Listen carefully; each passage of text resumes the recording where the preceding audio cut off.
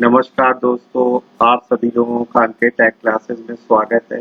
सो आज की इस वीडियो में हम लोग सीखेंगे कि प्रॉप्स क्या होता है और किस तरीके से हम रिएक्ट जेएस में प्रॉप्स को यूज कर सकते हैं और क्यों जरूरत है हमें प्रॉप्स की। तो चलिए स्टार्ट करते हैं। ठीक है, तो अभी हम लोग ने जितनी वीडियो में सीखा, हम लोग ने देखा कि हमारे पास स्टार्टिंग से कि रिएक्ट जेएस क्या है, हम क्यों यूज करते हैं रिएक्ट जेएस के डिफरेंट फीचर्स कौन कौन से होते हैं। ठीक है, तो हम लोग ने लास्ट वीडियो में देखा था कि कंपोनेंट्स क्या होते हैं, फंक्शनल कंपोनेंट्स और क्लास कंपोनेंट क्या होते हैं, किस तरीके से हम इसे डिफाइन करते हैं। तो आप लोग ये जानते हैं अब कि हमारे पास जो रिएक्ट जेएस है वो टोटली कंपोनेंट पे बेस्ड है।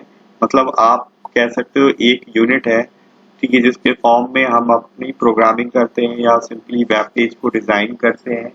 सो बेसिकली अगर आपको कोई भी पर्टिकुलर वेब पेज अगर आपको डिजाइन करना है तो आप क्या करोगे, उसे स्मॉलर स्मॉलर स्मॉलर पार्ट्स में डिवाइड कर सकते हो। इस स्मॉलर पार्ट्स को हम लोग क्या बोलते हैं, कंपोनेंट्स बोलते हैं। और यही कंपोनेंट्स को हम इंटीग्रेट करके एक अपना एक बिग या कॉम्प्लेक्स कंपोनेंट बना लेते हैं, जिसे हम लोग कॉम्प्लेक्स कंपोनेंट या रैपर कंपोनेंट बोल सकते हैं।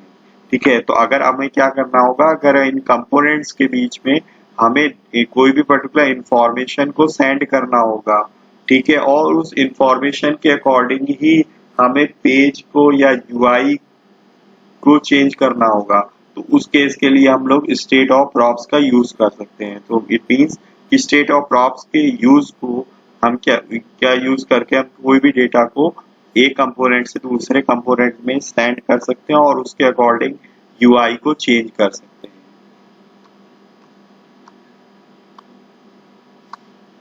तो बेसिकली जो प्रॉप्स है इसका मेन पर्पस यही है कि अगर हमें कोई भी इंफॉर्मेशन को एक कंपोनेंट से दूसरे कंपोनेंट को सेंड करना होगा या पर्टिकुलर पेरेंट से चाइल्ड में हमारे पास सेंड करना होगा, तो हम लोग क्या यूज करेंगे, प्रॉप्स यूज करेंगे। इसके लिए जरूरी है कि हमारे पास जो कंपोनेंट्स होने चाहिए जो हम लोग पर्टिकुलर प्रॉप्स को सेंड करेंगे, वो एक हमारे पास क्या होगा कि वन कंपोनेंट टू अनदर, और हमारे पास second component to third component हम सेंड कर सकते हैं। तो ये इस तरीके की हमारे पास क्या होगी, हायरार्की होगी कि इस हायरार्किकल मैनर में हम अपनी प्रॉपर्टीज को यानी कि प्रॉप्स को हम सेंड कर सकते हैं। तो बेसिकली प्रॉप्स क्या है, प्रॉपर्टीज हैं। जब भी हम लोग पर्टिकुलर सी में भी फंक्शन बनाते थे तो हम लोग क्या करते थे, उसमें फंक्शंस में हम वैल्यूज पास करते थे जिसको हम लोग पैरामीटर्स को कहते थे। उसी तरीके से अगर हमें एक कंपोनेंट से दूसरे कंपोनेंट कोई पैरामीटर यूज करना होगा तो यहाँ पे हम उनको प्रॉप्स बोलते हैं और प्रॉप्स को हम लोग यूज करते हैं। तो बेसिकली जितने भी कंपोनेंट्स होते हैं रिएक्ट जेएस में वो एक प्योर जावास्क्रिप्ट फंक्शन की तरह ट्रीट होते हैं और उसमें जो भी आप पैरामीटर्स पास करते हैं, ठीक है, वो रिएक्ट जेएस में प्रॉप्स कहलाते हैं। और जितने भी प्रॉप्स होते हैं वो हमारे इम्यूटेबल या रीड ओनली होते हैं। ठीक है, हम उसकी वैल्यूज को चेंजेस नहीं कर सकते। ठीक है, आइए अब हम लोग जानते हैं कि प्योर फंक्शंस क्या होते हैं।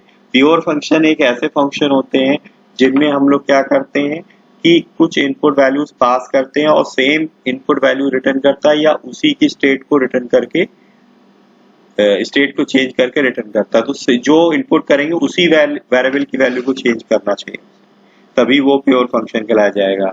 अब इस फंक्शन में आप देख सकते हो कि हमने कैल्क नाम का फंक्शन बनाया हुआ है जिसमें एक इनपुट वेरिएबल पास किया वो इनिशियल वैल, ठीक है, और एक फाइनल वैल है जो हमारे इस फंक्शन में डिफाइंड नहीं है, वो इस फंक्शन के आउटसाइड डिफाइंड है। और ये क्या कर रहा है, इनिशियल वैल्यू को फाइनल वैल्यू से मल्टीप्लाई कर रहा है। इट मीन्स कि आप कह रहे हो कि ये फंक्शनल जो कंपोनेंट है वो हमारे बाहरी किसी वेरिएबल के स्कोप को जो है ना, या स्कोप जो हमारे पास है वो इस फंक्शन में नहीं है और उसकी स्टेट को मॉडिफाई कर रहा है, तो इसलिए हमारे पास ये प्योर फंक्शन नहीं है। ठीक है, इस फंक्शन में हमारे पास क्या कर रहा है कि हम वैल्यू तो इनपुट कर रहे हैं जो इसकी पहली शर्त है, पर दूसरी शर्त ये है कि वही वैल्यू क्या होगी, हमारे पास रिटर्न होगी या उसी वैल्यू की स्टेट को रिटर्न करेगा। बट यहाँ पे हम वैल्यू रिटर्न नहीं कर रहे हैं, तो ये प्योर फंक्शन नहीं है, इसे हम क्या कहेंगे, इम्प्योर फंक्शन बोलेंगे। ठीक है, इस थर्ड एग्जाम्पल में हम देख रहे हैं कि जो हम इनपुट वैल्यू पास कर रहे हैं उसी वैल्यूज को हम 100 से मल्टीप्लाई करके रिटर्न कर रहे हैं। इट मीन कि हम जो इनपुट कर रहे हैं उसी वेरिएबल की वैल्यू को हम चेंज करके रिटर्न कर रहे हैं। ठीक है, तो इसलिए हम इसे क्या कहेंगे, प्योर फंक्शन, कि जो आपने इनपुट किया उसी वेरिएबल की स्टेट को आप चेंज करके भेज रहे हो या उस वेरिएबल को चेंज करके भेज रहे हैं। यहाँ पे ऐसा कोई भी ऑब्जेक्ट या वेरिएबल यूज नहीं है जो कि इसके स्कोप में डिफाइंड ना हो, इसलिए इसे हम प्योर फंक्शन बोलते हैं।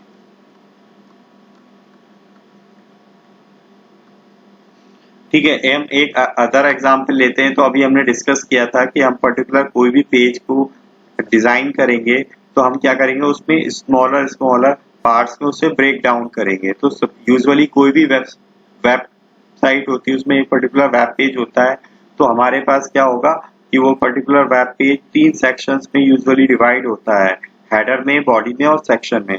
तो जब भी हम React.js में डिजाइन करेंगे पेज को, तो हम क्या करेंगे, उसको 3 कंपोनेंट्स में डिवाइड करेंगे। ठीक है, हेडर सेक्शन का एक कंपोनेंट बनाएंगे, बॉर्डर सेक्शन का एक कंपोनेंट बनाएंगे और फुटर सेक्शन का कंपोनेंट बनाएंगे, और इन तीनों कंपोनेंट को हम इंटीग्रेट करके, कंबाइन करके एक कंपोनेंट बनाएंगे जिसको हम लोग पेज कंपोनेंट या रैपर कंपोनेंट या कॉम्प्लेक्स यूआई कंपोनेंट कहेंगे। ठीक है, तो इस तरीके की स्ट्रैटेजी होती है कि हम लोग डिवाइड करेंगे अपने कंपोनेंट को और देन एक कॉम्प्लेक्स कंपोनेंट को क्रिएट करके, और उस कॉम्प्लेक्स कंपोनेंट को हम अपने HTML पेज में, जिसको हम सिंगल पेज एप्लीकेशन करते हैं, उसमें हम जो है ना ब्राउजर पे रेंडर कराते हैं। तो हम लोग देखते हैं कि किस तरीके से हम लोग प्रॉप्स को यूज कर सकते हैं। सो बेसिकली प्रॉप्स क्या है, प्रॉप्स एक ऑब्जेक्ट होता है जो आपके पास रन टाइम में आप जो भी आप वेरिएबल पास करते हो उसको एज एन प्रॉपर्टीज वो रन टाइम में डिफाइन कर लेता है। तो आप एनी नंबर ऑफ प्रॉपर्टीज आप उस ऑब्जेक्ट में डिफाइन कर सकते हैं। तो बेसिकली आप यहाँ पे देख रहे हो कि जब भी हम लॉगिन करते हैं तो कोई भी पर्टिकुलर यूजर लॉगिन करता है तो वो अपने यूजर आईडी और पासवर्ड डालता है और उसके बाद लिख के आता है कि हेलो यूजर नेम या वेलकम यूजर नेम। ठीक है, तो यूजर नेम क्या है, हमारे पास फिक्स नहीं है, जबकि वहाँ हेलो और वेलकम क्या है, फिक्स है। तो यहाँ पे हमारा अंकित डाल रहे हैं, तो यहाँ पे क्या होनी चाहिए, वही यूजर नेम होना चाहिए जो लॉगिन होके आएगा। तो यहाँ पे हम क्या करेंगे फिलहाल के लिए कि हम इसको बाहर से पास करेंगे। ठीक है, तो पास करने के लिए क्या होगा, हमको यहाँ पे एक ऑब्जेक्ट चाहिए होगा। ठीक है, वो ऑब्जेक्ट क्या है, प्रॉप्स है। ठीक है, अब जब यहाँ पे हमने प्रॉप्स यूज किया है, अब हम ये कह रहे हैं ये एक ऑब्जेक्ट है और बाहर से हम जो भी हम पैरामीटर पास करेंगे। ठीक है, प्रॉप्स क्या है, एक ऑब्जेक्ट है जो रन टाइम में आप बाहर से कंपोनेंट को जो भी आप पैरामीटर पास कर रहे हो उसको उसकी एक ये प्रॉपर्टी अपने अंदर डिफाइन कर लेता है। ठीक है, और ऑब्जेक्ट डॉट प्रॉपर्टी करके हम इसे डायरेक्टली एक्सेस कर सकते हैं। तो जो भी हम ऑब्जेक्ट या किसी भी जावास्क्रिप्ट ऑब्जेक्ट या वेरिएबल को हमें एक्सेस करना होगा या ठीक है एवैल्यूएट करना होगा तो हमें करली ब्रेसेस में करना होगा। तो हम क्या लिखेंगे, सिंपली प्रॉप्स और डॉट और जो भी हमारे पास वैल्यू होगी, ठीक है, प्रॉपर्टी नेम होगा। तो हमने सपोज क्या रख दिया, इसका नाम यूजर नेम। ठीक है, तो सिंपली अगर हम लोग अदर लैंग्वेज अगर आपने पढ़ी होगी तो अगर हम C++ या जावा में पर्टिकुलर क्लास बनाते थे और क्लास का हम एक ऑब्जेक्ट बनाते थे, तो ऑब्जेक्ट के अंदर की प्रॉपर्टी को अगर हमें एक्सेस करना होता था और हम लोग क्या लिखते थे, ऑब्जेक्ट डॉट प्रॉपर्टी नेम। तो सिमिलर वे में हमारे पास प्रॉप्स क्या हो गया कि हमारे पास एक ऑब्जेक्ट हो गया और उसके अंदर हम रन टाइम में डॉट करके जितनी चाहे रन टाइम में हम प्रॉपर्टी डिफाइन कर सकते हैं और हम प्रॉप्स डॉट और प्रॉपर्टी का नाम देके हम उसे यूज कर सकते हैं। ठीक है, तो हमने यहाँ पे क्या कर दिया, डिफाइन कर दिया प्रॉप्स और डॉट ऑपरेटर लगा के उस प्रॉपर्टी को हम लोग ने एक्सेस किया हेलो, और जो हम यूजर नेम पास करेंगे, ठीक है, जहाँ से हम कंज्यूम करेंगे इसे पर्टिकुलर कंपोनेंट को, वहां पे हम जो नेम पास करेंगे उसे ये प्रिंट करना चाहिए। तो अब हम index.js में आएंगे, ये हमारा वेलकम कंपोनेंट था, इसमें हम क्या प्रॉपर्टी नेम पास करेंगे, यूजर नेम। यूजर नेम में क्या पास कर दिया, सपोज हमने डिफरेंट पास कर दिया आलोक, राइट। तो अब यहाँ पे अगर हमने यहाँ पे आलोक डिफाइन किया हुआ है तो हम यहाँ पे वेलकम पे जाएंगे। तो अब हमारे पास क्या होगा, बस एक बात ये ध्यान रखना कि जो प्रॉपर्टी नेम आप यहाँ पे पास कर रहे हो वही प्रॉपर्टी नेम आप कंपोनेंट में प्रॉप्स ऑब्जेक्ट के साथ यूज करोगे। तो इट मीन्स कि यहाँ पे अपने यूजर नेम है, तो यूजर नेम क्या होगा, इस कंपोनेंट में हमारे पास पास होगा तो प्रॉप्स क्या करेगा, उसको as an property internally define कर लेगा। तो इसलिए आप इसको directly props dot user name के थ्रू आप एक्सेस कर सकते हैं। ठीक है, मैंने सेव किया। देन अब आप ब्राउजर पे देखेंगे, यहाँ पे हेलो अंकित की जगह हेलो आलोक लिख के आ रहा है। तो यहाँ पे आप क्या कर सकते हो कि आप जो चाहें वो वैल्यू आप दोगे। ठीक है, वही वैल्यू ये हमारे पास क्या देगा, कंपोनेंट में प्रॉप्स में पास कर देगा। तो ये as a run time property जो हमारी यूजर नेम है उसमें हमारे पास ये वैल्यू रवि को स्टोर करेगा और यहाँ पे props डॉट यूजर नेम में वो रवि को प्रिंट कर देगा। तो सपोज अगर हम लोग क्या करें, यहाँ पे प्रिंट कराएं सिंपली कंसोल में कंसोल डॉट लॉग और यहाँ पे हम क्या पास कर दे, props।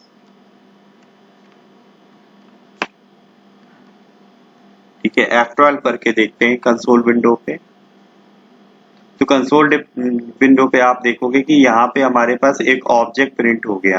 हमने क्या प्रिंट कराया, प्रॉप्स। अगर हम इसे एक्सपेंड करेंगे तो आप देखोगे एज अ प्रॉपर्टी इसे क्या डिस्प्ले हो रहा है, यूजर नेम और कोलन करके उसकी वैल्यू क्या आ रही है, रवि। तो आप रन टाइम में इस ऑब्जेक्ट में आप जितनी चाहे उतनी वैल्यू आप इसमें डिफाइन कर सकते हो, राइट।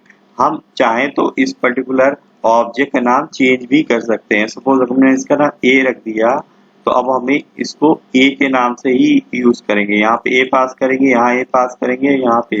और ये तो हमारे पास प्रॉपर्टी नेम है, तो प्रॉपर्टी नेम से हमें कोई मतलब नहीं है। प्रॉपर्टी नेम तो जो हम यहाँ पास करेंगे एज एन एट्रीब्यूट, ठीक है, वही हम इसे ऑब्जेक्ट के साथ यूज करेंगे। सपोज हम इसे सेव कर रहे हैं तो ये सेम आउटपुट आना चाहिए। तो यहाँ पे आप देख रहे हो कि यहाँ पे हमारे पास जो इसने लिया ए को, ए यहाँ पे हमारे पास ऑब्जेक्ट के अंदर जो प्रॉपर्टी है तो यहाँ पे उसने एक तरीके का जो हमारे पास विदाउट नेम का एक ऑब्जेक्ट बनाया, उसमें वहां पे हमारे पास क्या बोलते हैं, यूजर नेम रवि पास कर दिया। तो यहाँ पे उसने ए नहीं डिफाइन किया, उसने यूजर नेम ही बना दिया रवि और उसके अंदर ही यूजर नेम रवि डिफाइन कर दिया।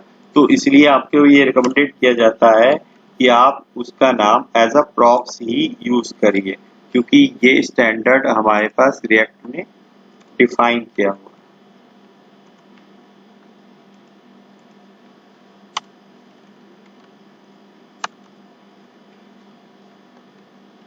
ठीक है, ठीक है,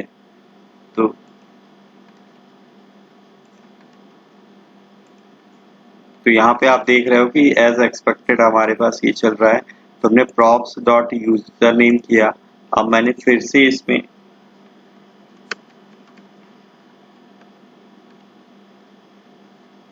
ठीक है, तो हमारे पास क्या हो गया, पूरा एक ऑब्जेक्ट आ गया। हमारे पास क्या होगा, किशन। यूजर नेम क्या पास कर दिया हमने, एक किशन पास। ठीक, सपोज अब हमने क्या किया, अब हमने इसके अंदर एक कंपोनेंट बनाया, राइट। हमने कंपोनेंट बना रहे हैं किस नाम से, पेज डॉट जेएसएक्स। ठीक है, अब सिंपली अगर हम इसे फंक्शन बनाते हैं तो हम यहाँ पे क्या करना पड़ेगा,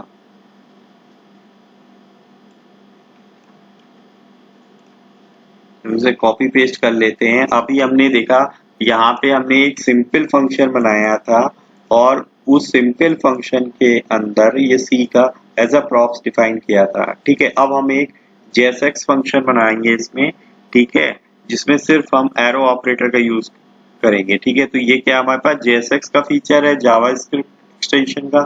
ठीक है, अगर आप जेएसएक्स जेएसएक्स में ECMAScript 6 यानी कि ECMAScript 2015 का ये फीचर है जिसमें हम एरो ऑपरेटर के थ्रू हम फंक्शंस की बॉडी को डिफाइन करते हैं।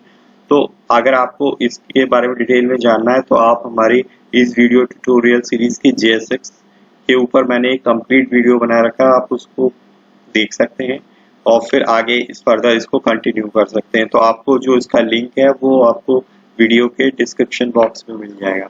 तो यहाँ पे हम क्या करेंगे, अपना कंपोनेंट का नाम लिखेंगे कांस्टेंट में पेज और यहाँ पे हम फंक्शन प्रॉप्स पास करेंगे। ठीक है, ब्रैकेट्स के अंदर यूजुअली जैसे हमने यहाँ पे पास किया था, बट अब यहाँ पे फंक्शन और फंक्शन के बाद नहीं है।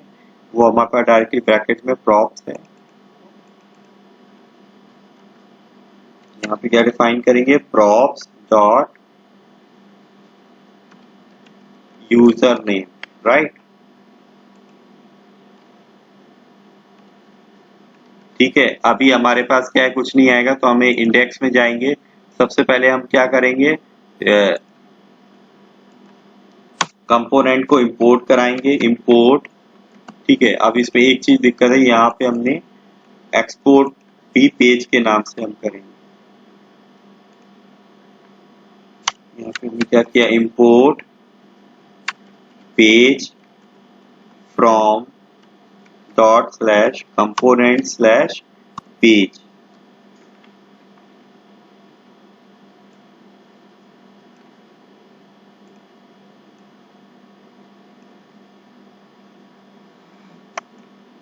यहाँ पे हमने डिफाइन किया पेज, यूजर नेम,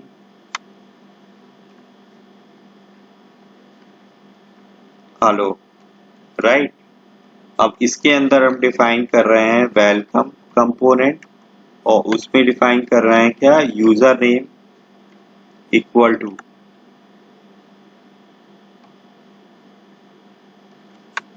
अमित। ठीक है, और इसको हम लोग सेव करते हैं।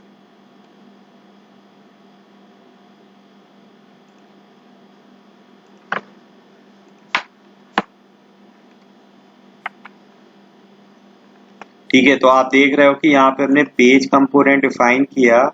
ठीक है, तो पेज कंपोनेंट तो हमारे पास यहाँ पे उसने पेज कंपोनेंट में जो हमने यहाँ पे नाम पास किया यूजर नेम आलोक, तो वो आलोक इसने प्रिंट करा दिया। और उसके बाद उसका जो हमारे पास इंटरनल फिर हमने उसमें वेलकम कंपोनेंट बनाया, वो उसने डिफाइन नहीं किया।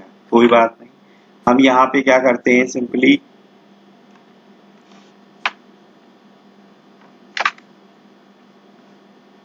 यहाँ पे एक डिव डिफाइन करते हैं। ठीक है, और इस डिव के अंदर हम यहाँ पे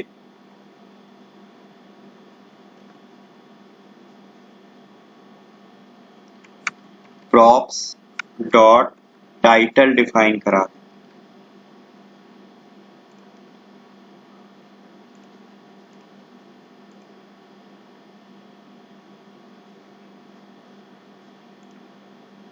और पेज डॉट टाइटल में दे देते हैं यहाँ पे प्रॉप्स एग्जाम्पल।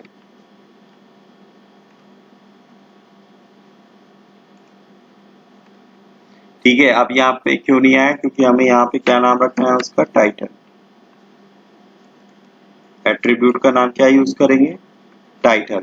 क्यों, क्योंकि हमने यहाँ पे पेज में जो प्रॉपर्टी यूज की है वो टाइटल यूज की है, राइट।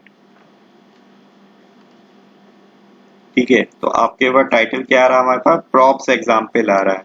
तो अब अगर हम यहाँ पे अगर प्रिंट कराएंगे तो डिफरेंट मिलेगा, और यहाँ पे प्रिंट कराएंगे तो हमें डिफरेंट मिलेगा।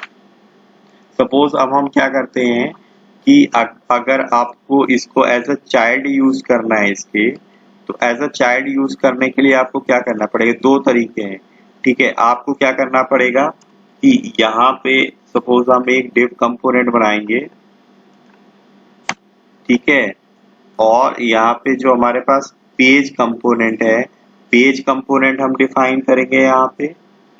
और दूसरा हमारे पास हम क्या करेंगे, वेलकम वाला कंपोनेंट भी इसके अंदर डिफाइन करेंगे। क्योंकि मैंने आपको स्टार्टिंग की वीडियोस में ही आपको बताया था कि हमारे पास क्या होगा कि रेंडर हमेशा एक रूट कंपोनेंट ही रिटर्न करेगा, उसके पास एक से ज्यादा कंपोनेंट वो रिटर्न नहीं करा सकता।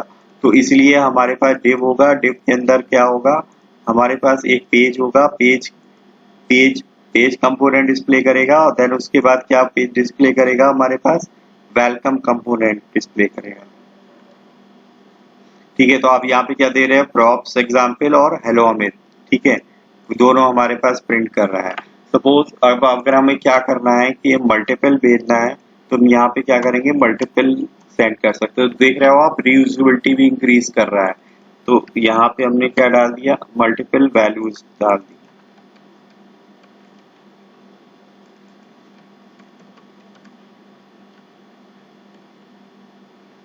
ठीक है, तो आप देख रहे हो कि यहाँ पे हमारे पास पेज हेडर वाला प्रिंट हुआ और यहाँ पे हमारे पास क्या प्रिंट हो गए, वेलकम वाले कंपोनेंट भेजे। और आप देख रहे हो कि पैरामीटर हम हर बार क्या कर रहे हैं, डिफरेंट भेज रहे हैं। तो वो 4 बार हमने का वेलकम कंपोनेंट को यूज किया तो 4 बार उसने हमारे पास प्रिंट कर दिया। ठीक है, तो होप आप लोगों को समझ में आ रहा होगा। देन हम क्या कर सकते हैं कि अगर आपको पेज के अंदर ही वेलकम का यूज करना है तो आप क्या करोगे कि आपको पेज के अंदर यूज करना पड़ेगा, इंपोर्ट कराना पड़ेगा वेलकम को। तो सिंपली हम क्या करते हैं, इंडेक्स में जाते हैं और यहाँ से वेलकम कंपोनेंट के इंपोर्ट को हटा के यहाँ पे हम इंपोर्ट को यूज कर लेंगे। और देन ये जो इसकी डेफिनेशन है इसको यहाँ से हटा देंगे और हम इसके अंदर यूज करेंगे, राइट।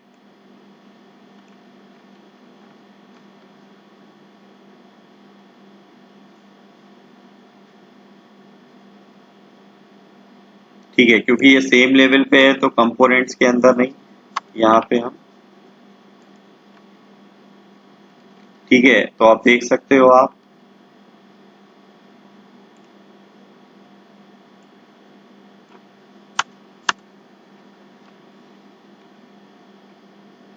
ठीक है, यहाँ पे मैं प्रॉप्स एग्जाम्पल और फिर ये 4 टाइम, तो आपको आउटपुट सेम मिलेगा।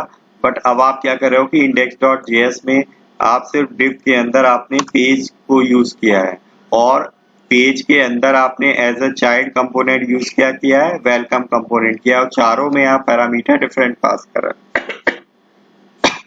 अब आपको मैं दूसरा एग्जांपल दिखाता हूँ। सपोज अगर आपने मल्टीपल प्रॉपर्टीज सेंड की है तो किस तरीके से बिहेव करेगा ये, कि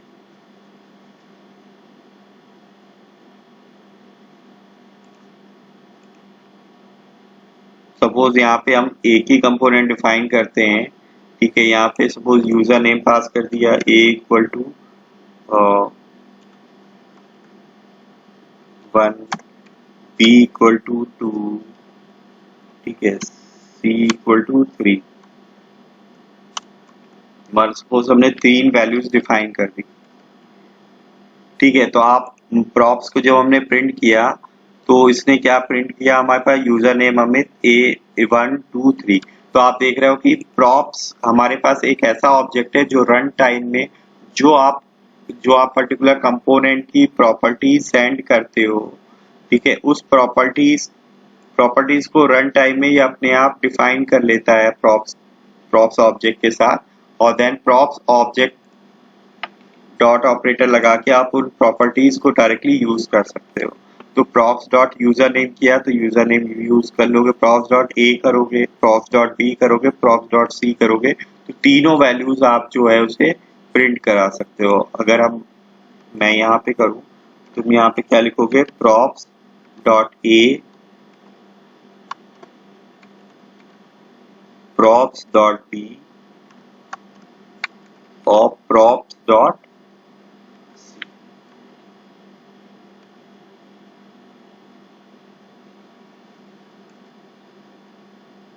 ठीक है, हेलो अमित। तो अमित हमने क्या पास किया था, यूजर नेम में ए में 1, बी में 2 और सी में 3। तो 1 2 3 इसने प्रिंट कर दिया क्योंकि अब मैंने कोई भी स्पेस नहीं दिया हुआ, डायरेक्टली सिंपली प्रिंट कर दिया। तो वो एक दूसरे के बगल में डिस्प्ले हो गए, राइट।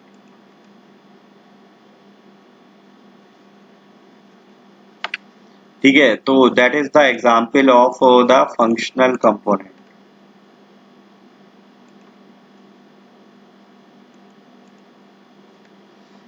तो आई होप आप लोग को समझ में आया होगा। अगर आप लोगों को नहीं समझ में आया तो कंटिन्यूएशन में आप फिर से रिप्ले करके वीडियो को देख सकते हैं। तो नेक्स्ट वीडियो में हम लोग जानेंगे कि हम क्लास कंपोनेंट में प्रॉप्स को किस तरीके से यूज कर सकते हैं। तो that's it from this video. अगर आप लोगों को ये वीडियो अच्छी लग रही है तो प्लीज इसे शेयर करिए, और जितने ज्यादा आप ग्रुप में शेयर करेंगे सभी लोग इस फ्री ट्यूटोरियल वीडियो सीरीज का लाभ उठा पाएंगे। तो थैंक यू सो मच। जय हिंद, जय Bharat, Vande Mataram. So stay home, stay safe. Thank you so much.